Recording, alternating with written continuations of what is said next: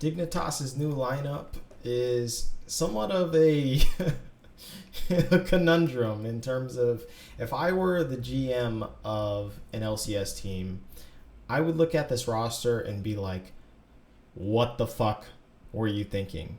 So we have Huni in the top lane, Grig in jungle, Froggen mid lane, and Johnson, a new ADC, and then Afromu as support. So let's start from the top because Huni, there ain't no fucking way I'm paying 2.3 million for this guy. There's just absolutely no fucking universe in which I would pay that amount of money to fucking have this guy on my team. I would rather have Dokla on my team than pay 2.3 million for this fucking guy. Yeah, that's how serious I am about this shit. Like there's just no fucking way. It seems like either the market was incredibly inflated. I'm not sure. I don't have a whole lot of insight on that, but that's the only explanation as to why I could see you would ever pay that much for this player. I do think, however, that Huni is underrated in terms of his play style because a lot of people say that, you know, he's stuck in this aggro mode. He constantly pushes up the lane and he doesn't give a fuck about jungle pressure and whatever. I actually think he has kind of reconstructed his play style as a top laner. I think he's played far less aggressive than he used to play back in the day, and I think he is playing more intelligent than he has ever played League of Legends historically. I think actually low-key he was one of the best top laners when it came to the 2019 season. And I think especially coming into the summer split, he was actually exceptional at his role itself. So I think it's an overstated narrative that Huni is just this constant aggro player. I think he actually has changed a lot in terms of playstyle. Now, that isn't to say that Huni should be a centerpiece to build your team around. I think that's probably one of the dumbest ideas that you could fucking do, and that you do actually want someone that's a little bit more flexible, or you want someone that is actually absolutely fucking crushing it in terms of their role, which I don't actually think Huni is the type of player to where you could say he's absolutely number one or number two. That's certainly not the case. So it's kind of weird to pay as much money as what we heard in the ESPN report for a player of this caliber. I just don't think, as Huni warrants, he doesn't warrant to be a centerpiece of any team lineup whatsoever. So it's a little bit strange to have him be spoken as, I guess, the centerpiece of Dignitas. Now, given the team roster itself, I actually think he fits into this roster quite well. You need someone that's pretty aggro in terms of just an entire team composition, and that's exactly what Huni brings to this lineup. You look at the rest of the lineup, and there really isn't that much of an aggro or aggressive style that comes from any of the other lanes or even the jungler itself. So this is actually one of the perfect top laners to actually have within your entire roster, because you need some place to be aggressive, and that happens to be Huni, which is his fucking wheelhouse, right? So in terms of just roster construction, he's actually a pretty good top laner to have with this entire lineup itself. But that's not saying I would pay that much fucking money for him. So going to the jungle, Grig is actually, I think he's the wild card of this team, since he was only on TSM, so we can't really judge him off of any other thing other than his play on TSM. Now, normally I would say that's okay because, you know, that's how every other fucking player is judged, right? But when it comes to TSM itself, of course, there is a warranted stigma that TSM and junglers, they change, and then once they get off TSM, suddenly their style changes pretty significantly, right? So looking at Grig, I know he's known to be, this Sejuani / Trundle player, but that was on TSM. So I'm wondering exactly how his style is going to change on this Dignitas roster. I think it could be fair to say that his style might be a little bit more different than what it was on TSM. I mean, like, aside from, making your fucking name an anagram, you guys go ahead and look that shit up. He's a decent, intelligent jungler, but it's difficult to see how he'll function as in TSM he was literally constantly fighting for his spot. So it's a wonder of how much the pressure had got to him, how much his wrist injury had gotten to him, which apparently was pretty significant, and how much that's going to affect his time within Dignitas itself. So this is largely one of the biggest question marks I think that you could see coming into this roster, even more so than the rookie player, because the rookie player, you can kind of judge a rookie player to at least fall into some specific category of general rookie players in terms of how they're going to function. So it's kind of anyone's guess as to what style Grig will play within this team. But I'm excited to see anything other than what he showed in TSM, because I don't think he was that great of a jungler on TSM. Now we go to the mid lane with Froggen.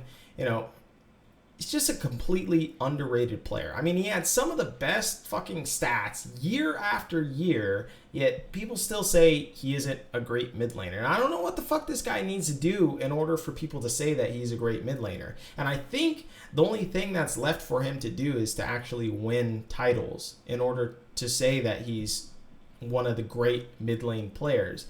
And it's funny that people are so focused or laser pointed on titles itself as to winning an argument when it comes to a player being good or not, which is funny because people had said at the time that Doublelift wasn't that great of an ADC player because he didn't win anything, which, well, now we see that the tree has bared quite a bit of fruit when it comes to that. So I think it's only a matter of time for Froggen to do the same thing.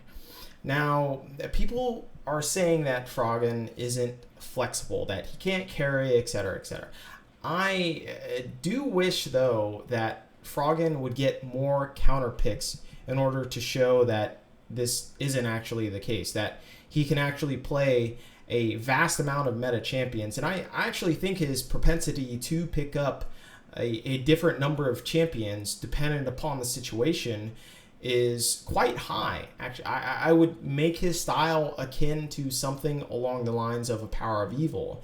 And what frustrates me about Froggen is that he's willing to take the sacrifice because he has so many pocket picks lined up, because he's played for so long, that he allows his other teammates to get their own picks themselves at the expense of his own champion pool, right?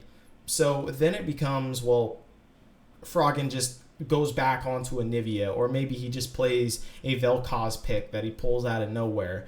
And it becomes this kind of idea to where Froggen just plays catch up in terms of his entire team composition. And I would like to see a little bit more agency from Froggen himself. I'd actually like him to say, hey, I could fucking carry. Let me carry, because I'm a really fucking good mid laner. So hopefully he does that. Hopefully he shows a little bit more flair when it comes to the LCS. I would like to see Froggen show and style on some people a little bit more. So hopefully that comes into fruition within this Dignitas lineup, although I think that's going to be more reserved for Huni. And then on top of that, I don't know how he's going to pair with Grig himself as a jungler. I think there's a lot of finding themselves when it comes to this pairing, and I'm very curious actually how this is going to pan out. This is one of the mid jungle matchups that I don't really know how they're going to function in the future. So I really don't have a educated guess as to how they're going to function at all, and I think that's what's going to make or break this entire squad. And coincidentally, you have Johnson, the new ADC, and then Aframu. I have zero idea who Johnson is, other than he's supposed to be this somewhat prodigy ADC from TSM's youth group, not the academy group, but the youth group, which is like the subsection, right? So below the academy squad of TSM. And it's like this sort of initiative that TSM decided to do in order to develop North American talent, right? So they're one of the few teams that are doing this, and he's been brought up and he's been a prospect for a little bit of time, and so now he's become of age. So TSM sold, Dignitas, this player. And then you have, of course, Aframu, who has raised multiple ADCs. So this is a fantastic pairing. I don't think you could get a better support almost in the entire West in terms of training someone as an ADC, other than maybe Mithy, right? So Aframu is the perfect player for this. And not only that, but I think overall this roster is good because this will be the first time in a very long time that Froggen has had a good shot caller on the team with Aframu, and I think that's actually going to work out to the benefit of both of these players. And then you combine that with a new ADC player, which Aframu can mold, and you have a really potent roster with a ton of potential. So this could be one of the other dark horses. I talked about TSM being a quasi dark horse of the entire league, but I actually think this is one of the more truer, in the sense, dark horses of the entire LCS lineup, because it's just, there's so many things that could go correct for this team, and I don't think there's a ton that can go incorrect for the team. There's a ton of potential, and I don't think that potential is that hard to grasp. But at the same time, of course, potential does have the opportunity to fail. So there's that kind of pitfall with this entire Dignitas roster. I think Froggen's biggest weakness as a mid laner, or even just as a player itself, is that he can't lead a team. There have been multiple instances in which people think that because Froggen is this legendary mid lane player, or that he's a tenured player, that suddenly he can lead a team. It's almost like people think that way at the same time as what they think of players turning into coaches, right? Just because a player was a fucking coach, or a player was a player for a long time, he can then suddenly become a coach because he's just been in the scene for that long. But it doesn't actually work that way. You actually need people skills in order to become a coach, or you actually need different skills in order to become a team captain of a particular squad. So it's funny that people kind of push this off onto Froggen and say that he wasn't successful because he couldn't command a squad, but maybe that's not even his strength, which clearly, at least to me in his track record, is not the case. He really can't lead a team, and he actually needs someone who can take the reins and take control of the primary shot calling aspect of his entire lineup. And I think with Aframu combined with Froggen, this will be a very potent squad to where Froggen doesn't have to think at all, or at least he has to think significantly less, and that should free him up in terms of exactly how he wants to play the mid lane itself and how he wants to play his own style. So I think it's going to be really interesting. There's a lot of different pieces that need to line up with this Dignitas roster. Of course, there's Huni that can still play aggressive, and I think that plays into his wheelhouse. There's Greg, which is kind of a really big question mark as to whether he will still play the same style that he played in TSM. But at the same time, we also know that TSM kind of morphs junglers into that system. So it's kind of a big, really big question mark or asterisk as to whether Greg will stay with that style. There's Froggen, who is now freed up from the reins of having to be a team captain. And then you have Aframu and Johnson, who, of course, Aframu can be the tutor towards Johnson and then carry him towards being a great ADC player. And this is a time for Aframu to actually claim back as to being one of the best supports in North America. So I think there's a lot of potential for this team.